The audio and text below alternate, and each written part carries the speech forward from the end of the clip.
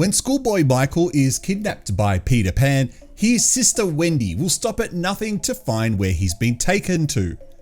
Piecing together a series of clues and a bit of luck, she follows Peter to his hideout, where a messed up Tinkerbell lives alongside a hideous version of Hook. Can she rescue her brother in time before he becomes another victim of Peter's imaginary Neverland?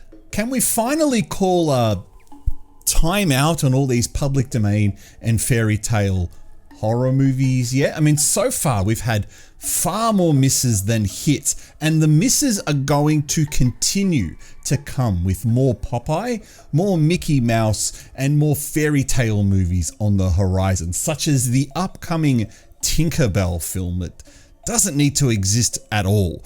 Now, I admit, I was on the let's see where these movies are going to go train, and I will also admit that I really enjoyed Winnie the Pooh Blood and Honey Part 2 and Popeye's Revenge, though both of those were actually quite fun to watch. And I'm also going to admit to you that I am looking forward to the upcoming Bambi movie and Screamboat. Sadistic is the word that I would use to describe this film. It's as if they've tried to out-Terrifier the Terrifier movies and thought that by replacing Art the Clown with a drug-addicted homosexual pedophile with a penchant for domestic violence and sexual abuse, that would somehow be super edgy. The writer has taken Peter Pan and has portrayed him as the complete opposite of what the character is. And I suppose that's edgy, I guess. So who's this film for then? Well, I can't see Terrifier fans wanting to watch or enjoy this film, and the audience for these fairy tale movies is dwindling by the movie. I can imagine that by the time we get to the Pooniverse movie, there's probably going to be nobody left to want to watch these. And that's disappointing, because there's a lot of material with all of these movies that needs to be exploited or should be exploited. But instead, all we seem to get are these lame slasher movies where characters are wearing masks who tokenistically represent their namesakes. Now, I'm struggling to think of any value at all with this film, which is a real shame. It's obvious that there is some budget behind this, and there is some decent actors in this film as well. For example, Michael Portlock, who plays Peter Pan.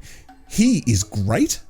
His character isn't. His performance highlights that Peter's vile behavior, and he's certainly not a character that you'll empathize, sympathize, or any other kind of eyes with. It feels like this movie was done purely for shock value. The problem is, there's no more shock left. Nothing.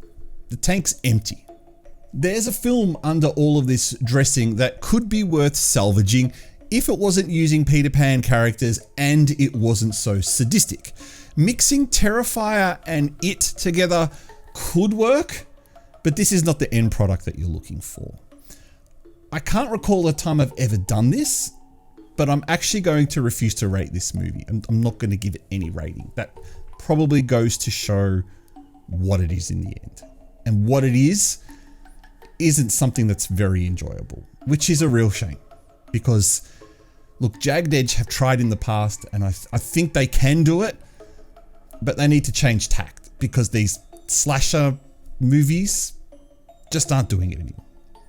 Anyway, I'm the Artie Dans. You are watching SHOCKMANIA. Thank you so much for tuning in. What did you think of Peter Pan's Neverland Nightmare? Have you seen it? Do you want to see it? Leave a comment below. Let me know your thoughts. Otherwise, subscribe, like, all that other jazz, and I'll catch you next time.